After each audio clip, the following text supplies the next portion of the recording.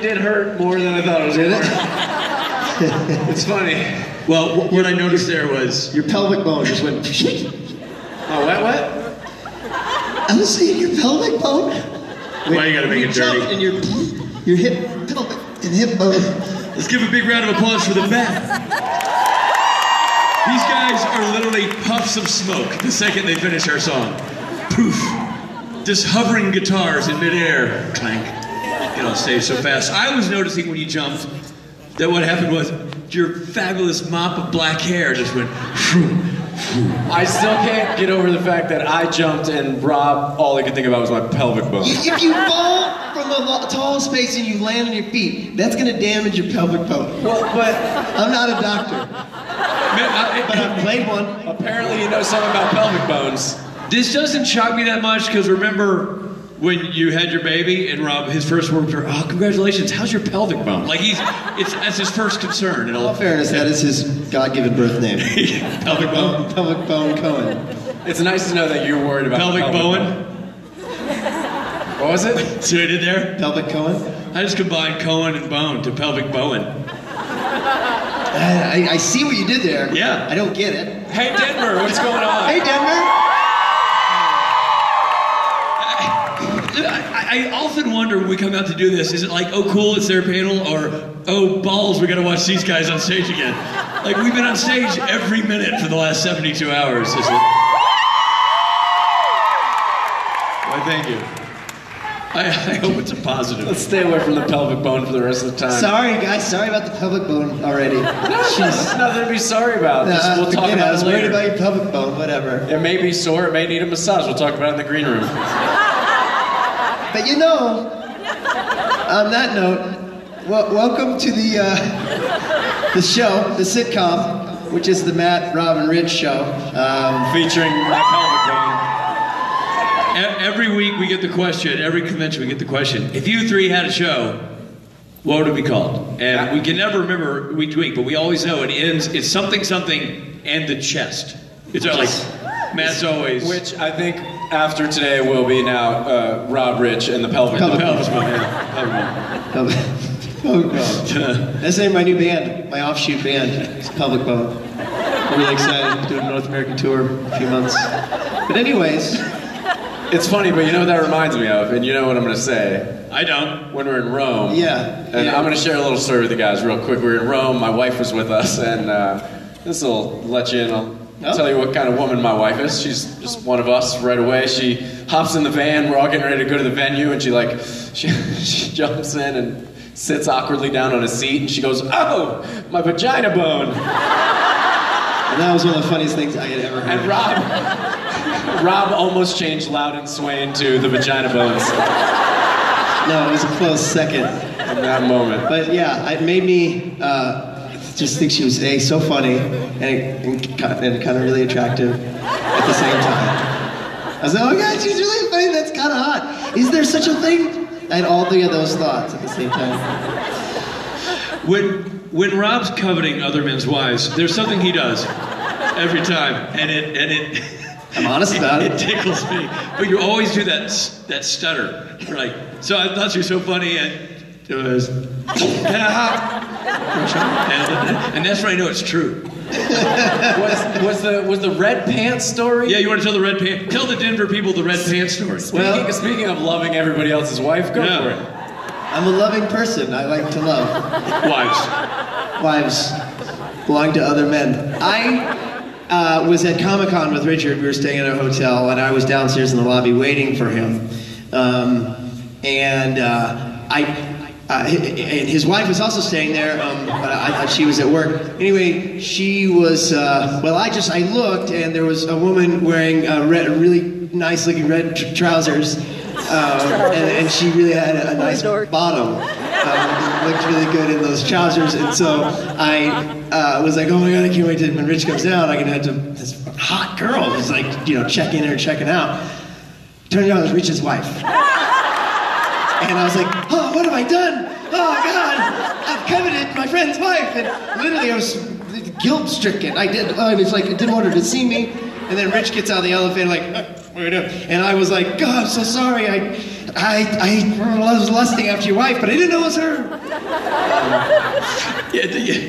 That was a weekend of firsts for us. We were down there in Comic-Con hosting a live web coverage, and Rob, that was the first time he covered it, my wife, and then it was also the first time that I established this screwing with Rob via text, which worked like a charm right out of the gate, so we stuck with it. You know, I like to stick with what works. But it was, Rob and I, we knew each other, but not that well. It was kind of our first time really working with each other and playing off each other comedically. And I was in my room, kind of getting dressed, about to go to the elevator, and we had to be down at 9 o'clock, and it was like 5 to 9. So I just sent Rob a text going, "Where are you? Question mark, knowing that would throw him into a tizzy. I just knew that, even though I wasn't where I was supposed to be, I just did that. Because we had to be working at 9. And I was enjoying coffee, reading the paper, and I was like, oh, God. Where am I supposed to be? I panicked. Oh, God, they're going to fire me. And then the elevator doors open, I come out, you look all frantic. What's going on, Robbie? That was Friday. Saturday was when I coveted his wife. It was not a good weekend for me. But a weekend of firsts, nonetheless. Speaking of firsts, let's take our first question, shall we? Right over here. Hi, Richard. As you know, my friend calls you the Stallion. Right, as she should. First I've heard of this. My question is for Rob and Matt. I always called Rich the mini horse, but you can... The Shetland. My question for Rob and Matt, what do you guys think, what animals do you think would represent you guys? Well, I know what Matt's going to say. I know where Matt's going to go with this. Matthew, you want to do your thing? I believe I'm represented best by the gooey duck. If you don't know what it is, pull out your phones. Matt, spell it for him. She knows what it is. It's so gross. It's gross. And in no way is that supposed to be an inappropriate reference whatsoever. I like seafood, especially large clams. I don't know. Oh, so gross. It's not that gross. How do you think the gooey duck feels when you talk about him like that? Gross. I bet the gooey duck doesn't sit around and is like, if I was one human, I'd be Rob Benedict, and his friends are like, ugh. All right, fine. So I'm not popular with the gooey ducks. Wait. Egg on your face if at the next photo op, you're like, next, oh, hey, little fella. Gooey ducks. All I'm saying is give gooey ducks a chance.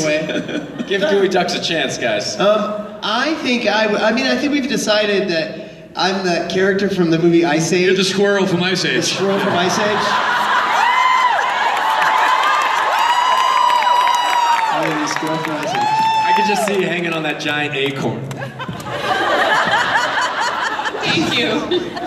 It's one of those things where that came out at some other panel years ago, and we were all, they were describing us as various cartoon characters or something, and they did me and they did Matt, and then they did Rob, and everybody, including us, were like, oh, that's spot on. That's actually great. That's actually, no joke, that's legit. You are the squirrel from Ice Age. Anyway, there. Now you know. Thank you. Robbie? Ma'am? Hello. So I'm a huge fan of Band of Brothers, and so my question's for you, obviously. What was it like to play a character in such a huge series that had such a huge historical meaning, and was it like overwhelming, scary? No, you get that kind of getting the job was cool. You're an actor and you audition for a job, and that's in a cool project, and you get it. That's a great experience, and then the sort of reality hits you of like, oh God, I got to do this huge thing, and it's going to be bigger than anything I've attempted. But what was big about that was playing real people. That was the challenge there, because the enormity of the shoot and set, really most of that weight falls on the production crew more so than the actors. We are told where to go and what to do, and it's a pretty easy road in terms of getting there and getting prepared to do your thing. It's the playing of a real person that presents itself with a bunch of challenges, right? Because this really happened, the war really happened, these men really did what they did. We were portraying actual events done by actual guys who were just normal guys. And the goal was to not Hollywood it up and not over dramatize it and not make it seem overly poetic, because it was intense enough just to be, the honesty was enough story, you know what I mean?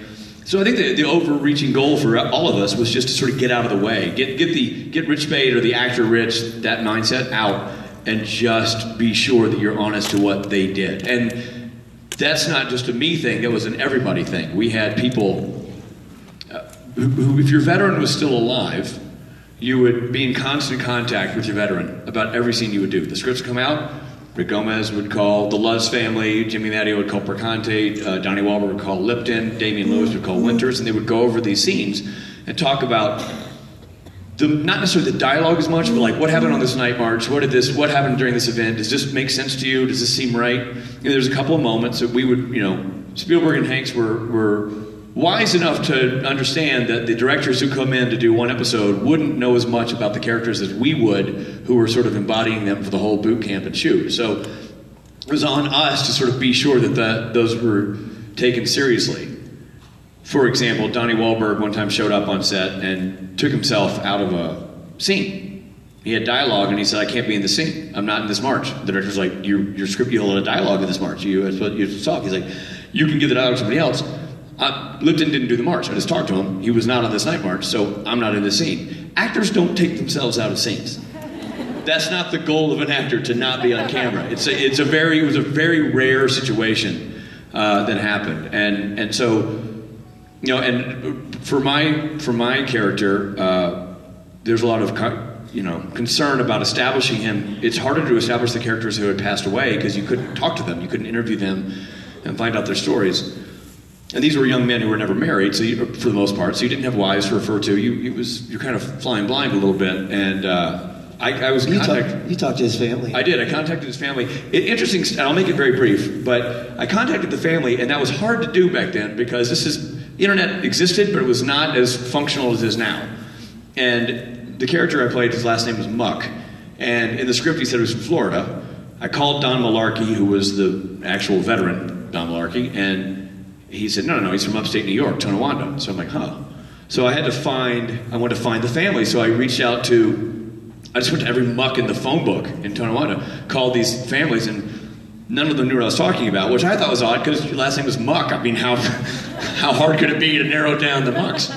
So then, in a last-ditch effort, I emailed the Chamber of Commerce of the city of Tonawanda and explained what I was doing, and just asked for any assistance. And then I went off to England, did boot camp, and 2 weeks later came out of boot camp, and had an email from a woman saying, my name is Eileen O'Hara, I'm the niece of Skip Muck. The city said you wanted to talk to me. So I called her and I said, yeah, we're doing this thing.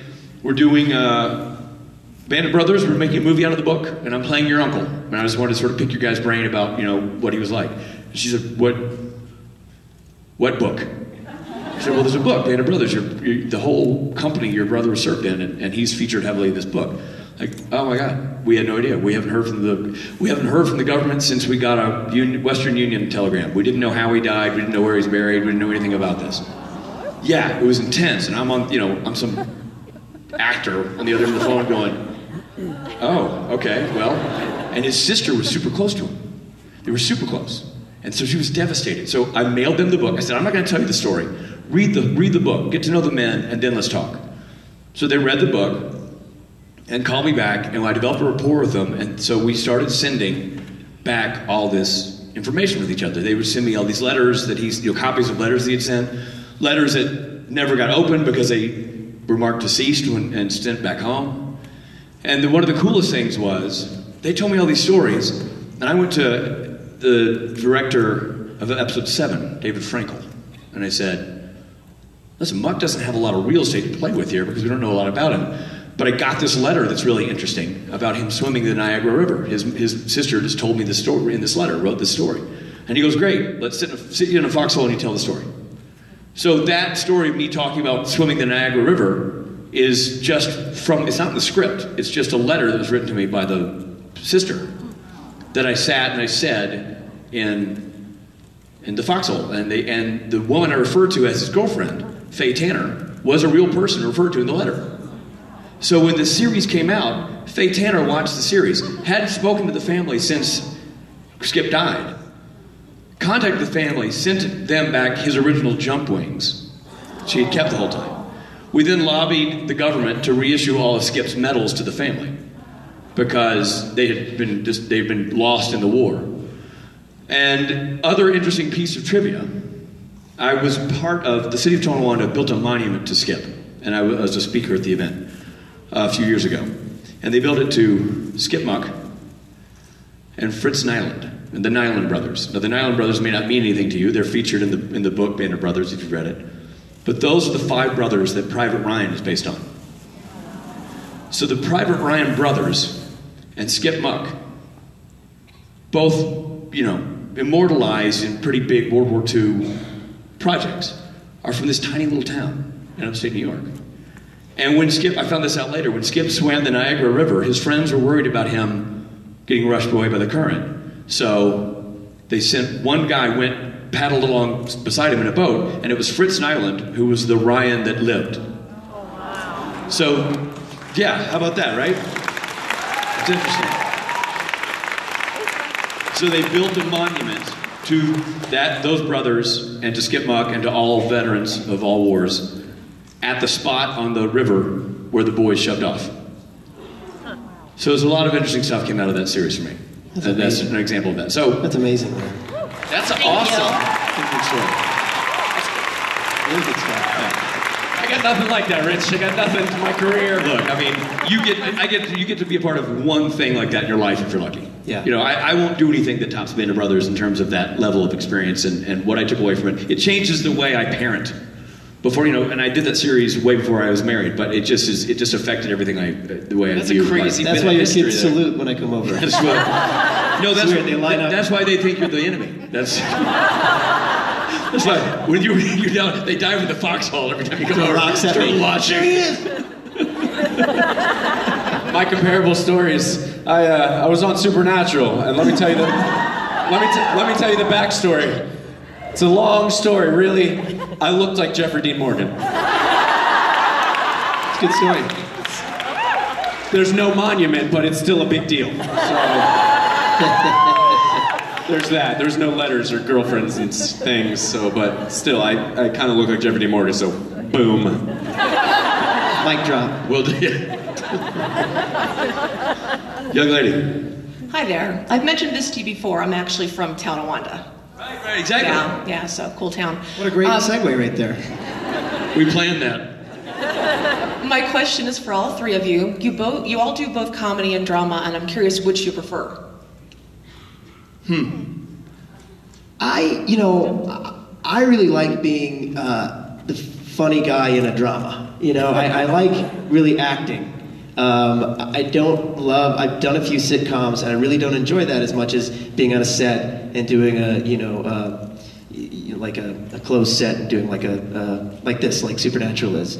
But I kind of having some humorous things to do there, and I think Rich and I probably are alike in this way. I mean, I get cast a lot as like a funny guy in a sitcom, where you still, in a drama, where you still get to act, and, you know, do that. I would give the exact same answer. That's kind of when the worlds can merge. Supernatural, perfect example, but other shows, that's my preference, to be a lighter character in a grounded show. You might get 1 or 2 heavy moments, and that's, you know. Right. Matt? Yeah, I also like acting, so I'll take what I can get. If they want me to pretend to be funny, I'll give them my best go, guys. I'll pretend to be funny. I'll come in on that sitcom. Hey, how's it going? I got a joke for you. Matt, would you say 90% of the time, though, you're cast in a drama? Pretty heavy, good-looking guy stuff? Yeah, that's, I mean, the drama stuff is easier for me, yeah. I don't know if you've seen Matt on his recent work on Supernatural, not too long, a week ago. Wonderful scene in that. That was a secret we were all keeping for a while. Were you guys surprised? I thought I was pretty funny in that role, personally. Thought I had some big jokes in there. And then How to Get Away with Murder.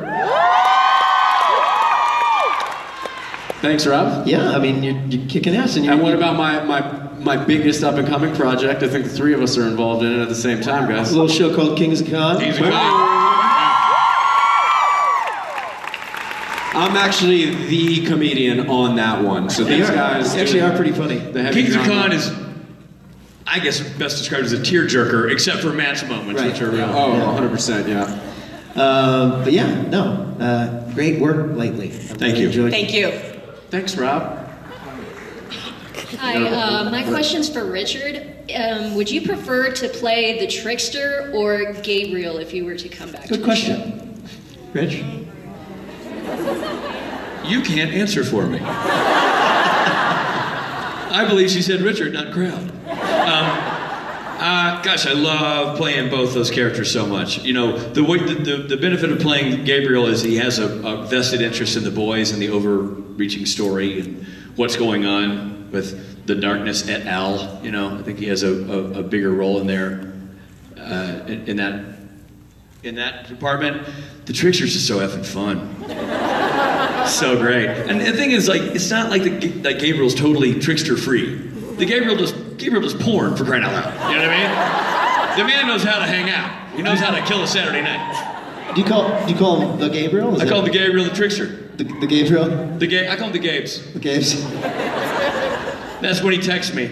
Right. I get so into my character that I give my character his own cell phone. And my character then texts me. The Gabe. Oh, sorry guys, the Gabe's texting me. No, I gotta answer him on my other phone. It's the Muck.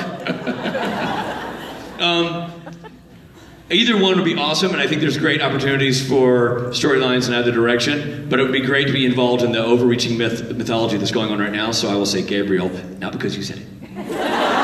But I'd love to be back as a trickster too. That would also be fun. Thank you. Thank you. Hello. Hello. My question for all three of you is, what is the weirdest thing anyone's ever asked you? That right there. What a freaky question. Weirdest thing, Rich? Weirdest thing. Weirdest. Well, Good God, Lord, you're handsome from back here. You're like backlit. Rob, get back here. Look at that. Oh, Jesus. that's the poster. Now I see what you mean about the pelvis. That's the poster. Yeah. You see? Yeah. Right? I take that back. Wow. Good Lord. You see why I'm friends with these guys. Shit. They always make Honestly, me feel good. I wish all of you could come back here and see this. It's really... It's Jesus worthy. All they're seeing is this. I'll guys. take a picture. No. It's not just the band. Turn around. It's the light through that magical hair. And the muscles shaded just so. Rich is gonna take a picture. I'm sending that out after this panel. Hey, tweet that out. What? Turn the camera, bro. No, it's a photograph. It wasn't a video. Oh, so photographs. could be- Photographs you can, you know. Oh, because I've been self-conscious when I take a picture on you, like, go, Rich says, gotta have it like this. They should all be sideways, realistically. Right. Really? No, really. Of a tall building. You would need if it's a photograph, a video if should you always watch it on a 16:9 No, a video. ratio television, No, video. or a photo on a, you're gonna see just a strip in the middle and a big black box. Not a photo. I thought you were. Oh, did anybody have a weird question? Did you ever come I up with can't something? think of a weird. Your beauty threw me off. I have one weird one. Yeah, Matt. It's not really that weird, more inappropriate. I was at a award show, VH1 award show, and a mother came up to me with her very young daughter. Yeah. And she asked me, and this is very serious, no BS, if I would take her daughter's virginity. How young a daughter? 5, 10, 15, 20? She was like 14 or 15. Yeah, that's inappropriate. And I was in Hollywood, and she was a Hollywood mom. She has what I like to call reptilian face, when you just had a little bit too much surgery and the mouth's getting big, and I'm like, are you an iguana? I'm so confused. You guys know what I'm talking about, right? It's like too many stretches, too many tucks, pulls, flips, and flops. I mean, it's a little close to home, but yes, we know. That's disturbing. And I immediately gave her my phone number. I said, I'm available next week. Let's do this. Good for you. That's, yeah. I'm a stand-up guy like that. I'm trying to fulfill the needs of the fans, guys. That's not good, man. I have nothing more awkward than that. No, that's nothing. The only thing I have, weird. there was an odd question in terms of these conventions, and it wasn't an odd question now, but at the time I didn't understand it. Early on in the convention world, one of the first questions I got was I a fan of slash fiction? And I have of course he is. Honestly, I like Guns N' Roses early on. I just didn't know the man wrote books. So I'm like, I haven't read his work, but I bet it's dynamite. Sure, I'd love to read Slash's fiction. I was so confused. You. How are you guys? Good, and yourself? I'm pretty swell. My question is for Richard and Rob, but real quick, thank you for signing my Bible, guys. That was pretty rad. You're welcome. Okay, so how do you guys, like, being God and an archangel, how do you guys think you fought the darkness? Oh crap, this is a hypothetical. Robbie, do it. I don't really do these, Robbie. I don't either. I just get nervous. How do we fight the darkness? How do you think that we back at the beginning you initially beat the darkness? Oh, back in the day, pre-biblical stuff. Oh. So the thing is, back then there was no internet, and there was no automobiles per se. So we had to build a fire if we wanted someone on the other side of the world to even know we were here. And but that's not part of the story. I think back then I dealt a lot with smiting. So I feel like I smote him down because I smote down most people in the Old Testament. Yeah, you could smote the shit out of stuff back then. So I was smoting like crazy. Those are my smoting days. I don't smoke anymore. Smote on the water. 65 million years clean. Yeah. I think I smoked the hell out of the darkness. And by the way, we're warning to the kids: beware of secondhand smote, because they're actually smoting going on near you. It can affect you. So I think I smote him down with a big smoke. It was a big old smoke. Pre-internet. But then, yeah, smoting. Thank you. Yeah, you got it. You know.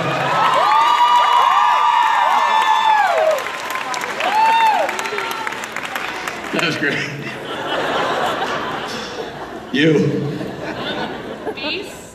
Based on Matt's confusion last night, I was wondering which of you three have actually seen the Rocky Horror Picture Show. The Rocky Horror Picture, I saw it, I've seen it many years ago. I've seen it. I saw it recently. I saw like an hour of it. It was on TV for Halloween.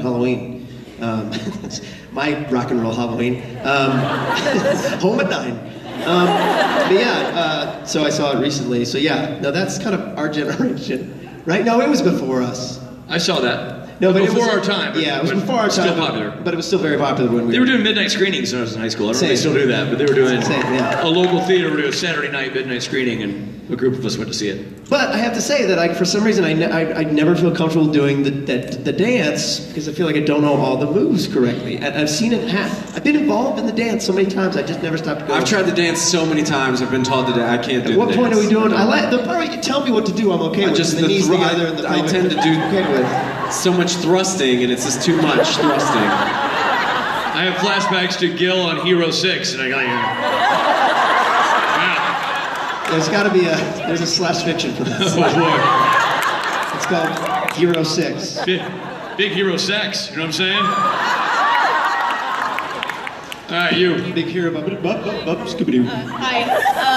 So I was curious, Rich, if the trickster were to come back, would he play another joke on the boys, like? Nope. For example, turning the Impala human. That's a great idea. Someone's a writer. Turning the Impala human. What would happen if the trickster came back is he would turn the Impala human. What do you think alike? And then who would play the Impala? Who would play William Shatner?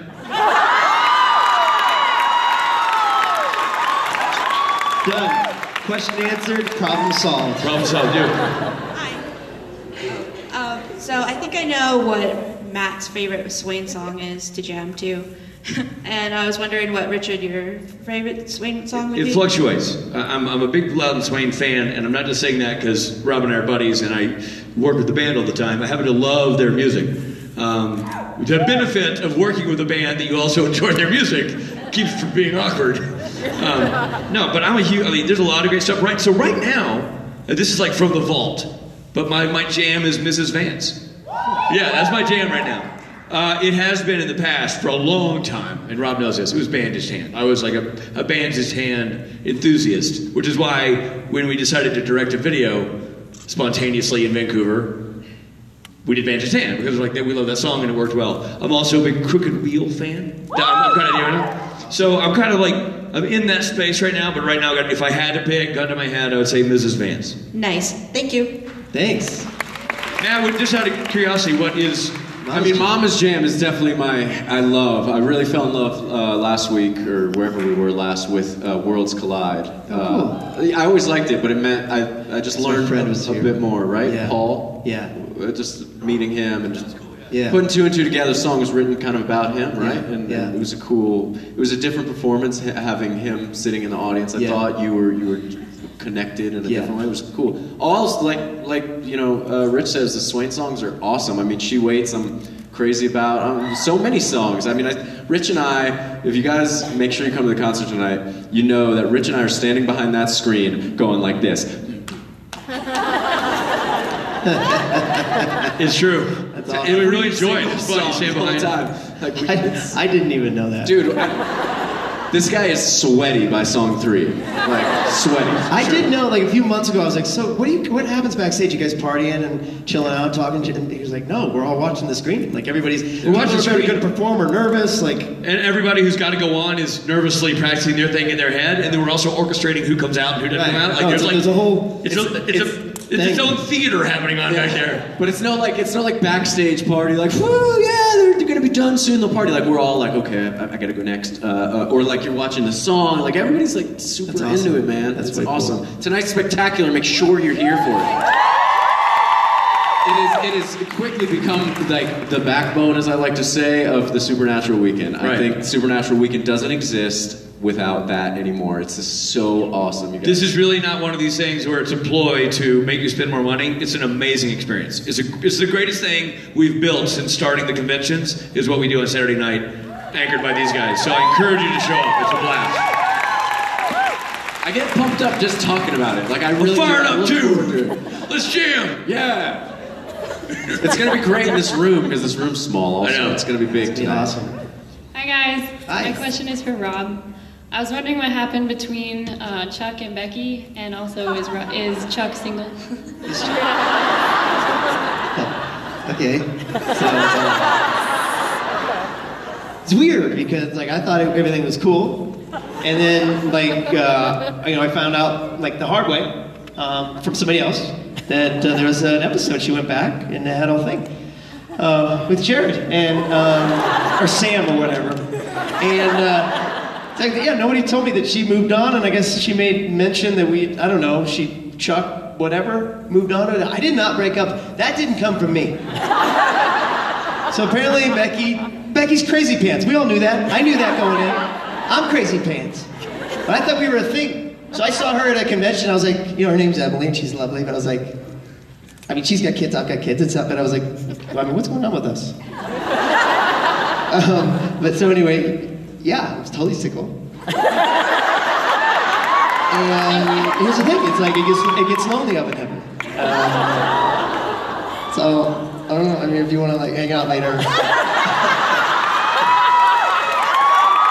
just speaking for Chuck, I'm just speaking for Chuck.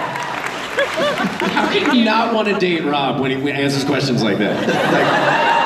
He's like, I'm just gonna twist this little knob on the keyboard and just be super cute.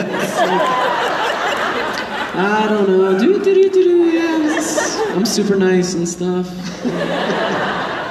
I'm way nicer than everybody. So when you go home, you're going to tell your friends you got hit on by God?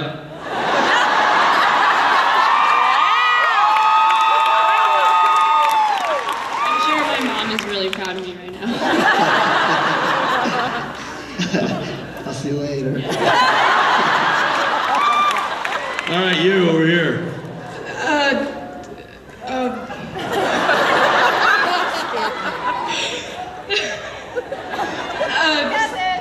If you could come back as Gabriel, how would you do that? Like, if you could do it any way that you wanted to, how would you I'd like to start by saying, if I did come back as Gabriel, it would be with smoke. It would have to do with porno. This is to me, right? This question. Robbie, if you came back as Gabriel. It would be, first just start with a phone message. Okay. Maybe a text. Right? Hey, I'm back. That's it. Hey, BRB. Real low, kind of slow key. Slow build. More like you would do. It's like, hey, I'm back.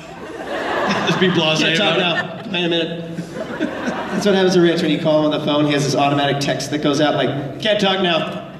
Talk to you in a minute. My text doesn't take that tone of voice. It does. It actually says ring you. Who says ring you? Rich says ring you. Ring you back in a minute. Busy, can't talk. Ring in a minute. So that's what I think. That's what I think Gabe. God, I love your imitation of me, man. I truly love it. It's oddly right. I had a group of friends. I had a group of friends before Supernatural who no longer like me. But no, my social group before, they used to imitate me as the professor, I don't know the character's name, in The Simpsons. He's like, what we do is we mix the chemicals into flavin'. You know that guy? That was their imitation of me. Your imitation of me is so much cooler. I like the you version of me than the me version of me that other guys do of me. Well, and your other friends also have said that, you know, the place that you were in that group was more like the place I am in this group. Well, we're specifically talking about Rick Gomez, who's a good friend of mine, who watched Kings of Con. He's a Band of Brothers alum. Rick is from Band of Brothers. And Rick and I have worked since then many times together on projects of mine and of his, and we collaborate all the time. And so he watched Kings. He's one of the first people I showed Kings of Con to, and he's like, oh, look, Rob's your Rich. He's like, that's like you're playing me and Rob's playing you. That's kind of our thing. I'm like, God, Rick. It's just crazy for me. Because then I go, wait, what you get me? Yeah, no, I get you'd by Rick. You get you'd by Rick. But I get you'd by Rick too. I mean, you and me are the same thing, but in a Rick perspective. But then I you me's perspective, like Rick does to me. So what I gotta do, I gotta find a me. Yeah. Ozzer could maybe be me. No, he'd kill you. Take you right down. I mean, either way you look at it, Rob, you're getting spaded up and down. Yeah. You're getting spaded. Hey. The only winner here is Rick, who, by the way, he emerges scot-free from this whole scenario. Why would we answer the young lady's question? Oh, as a gooey duck. Now. You're going to full circle. You, young lady. I asked this earlier of some other folks, so I'm going to ask you too. How much of your own personality is in your characters? 0. Maddie? Not very much. I mean, you become somebody else. You try to not be yourself, I think, mostly in there with, you know, young John's not like me, Michael's not like me, and whoever the hell I was in that baby episode is not like me. I got literally called Robbie Thompson. I go, Robbie, what should I do with this? I haven't been back on the show in a long time. Like, what is this setting up? You know, as you guys saw, I was like, I don't know who I was. No. I didn't know. So. And he said, like, don't do what? What did he say? He said, just don't suck. So. Good note, Robbie. Thank you. There's a lot of him in the Trickster. I mean, come on. And Gabriel too. You. And you, look at you. There's none of me in those characters. Look, I mean, well, that's my skin, Rob. I can't take my face off. You could. You know what? It would be really cool. Young John definitely has your pelvis. You know what? Young John is all Matt Cohen's pelvis bone, for sure. There's a lot of me and Chuck. I like people more than Chuck does. You know, I like to be around people. I need to get out of the house. But just the nervousness and all that, you know. Thank you. That's a bad time for my mic to go off. I know that you guys have a really hard time doing this. You know, I know it's hard for you to come and show up. But I know you have friends outside. You're doing a bit right now, aren't you? You're doing shtick. Your cohorts. You're without peer because you're kings of con, but your cohorts, other people in the industry, are they jealous of what you have? This supernatural con event. I will tell you that most of my friends do not know what I do or understand it. I had this conversation in my meet and greet yesterday. I wasn't familiar with this universe until I got brought into it through Supernatural. And I have one other actor buddy who is now in this universe who called me when he started getting into it. He's a guy named Mike Cudlitz who's now in Walking Dead. And Mike, who plays Abraham, good actor. He's another Band of Brothers alum, and when he got on that show, he started doing conventions, he would call me like, what do I expect? What do I know? You know, it's not something that as an actor you think about in terms of an auxiliary market where you go and talk in a microphone and sign stuff. That's not really part of the drama school layout, you know? So, for the most part, most of my friends who know me and know what I go and do every weekend just find it confusing. Not from a bad way, like, fans, you, weird. It's just, they're like, I can't believe that the show has this energy around it, that it continues to be this monolith. That's the amazing part. Yeah. And I think that's why we've all become really good friends off the circuit, is that we understand what we do here and have this bond because of it. And I'd also say, no offense to Cutlitz's new fan base or whatever, but like there is something particularly special about this group of fans that makes it different. Well, I mean, 11 seasons. Yeah. That's you. You did that, so it's you know, we feel, I know we all feel very fortunate to be a part of this universe, and our friends think it's super, I mean, my friends think it's super cool. They're just, sometimes they come, like I had a buddy come by last night to see, just to hang out. He lives in Denver, and he's an old college buddy who makes his own movies, and he was hanging out, and this, I'd look over it every now and then, he was just like, because we leave here and we're not famous. That's the thing, you know, it says don't take pictures of celebrities on the stage. There are no celebrities on the stage.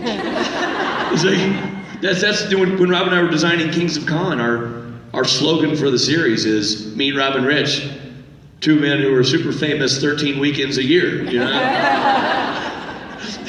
Because it's an odd structure. It's just a different kind of life for an actor. It's awesome. We love it. We wouldn't be doing it if we didn't. But it's very unique, and it's impossible, and you know this as con goers, it's impossible to explain to somebody who hasn't experienced it.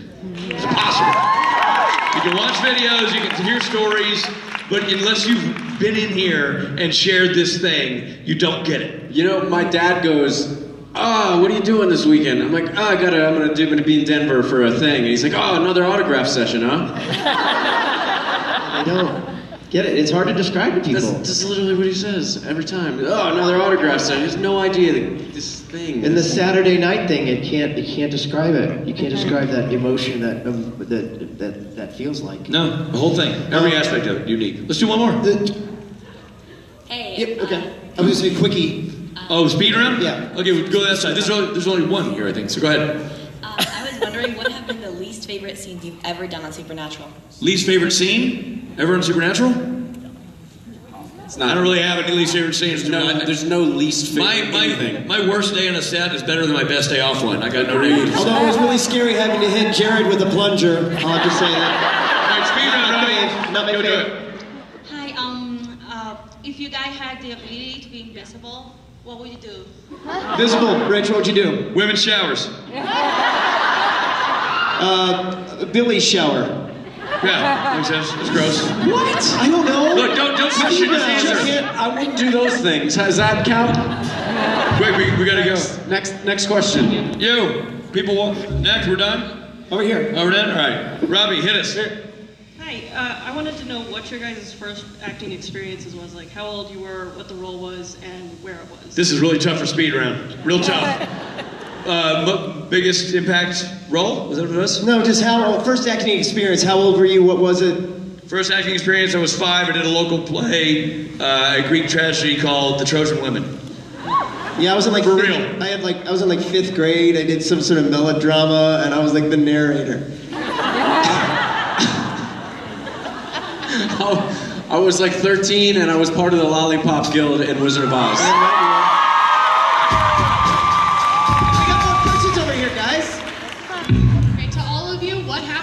To angels when they die, and to you.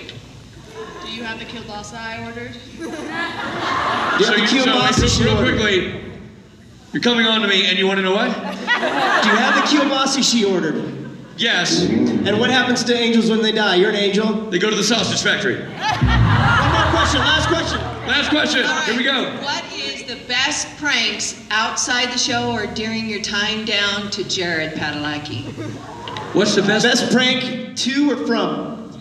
Best prank to Jared Padalecki. You don't do a prank on Jared Padalecki because he'll stomp you like a clown. I've never pranked him. I've never pranked him because I've got sense. Ladies and gentlemen, thank you. Thank you.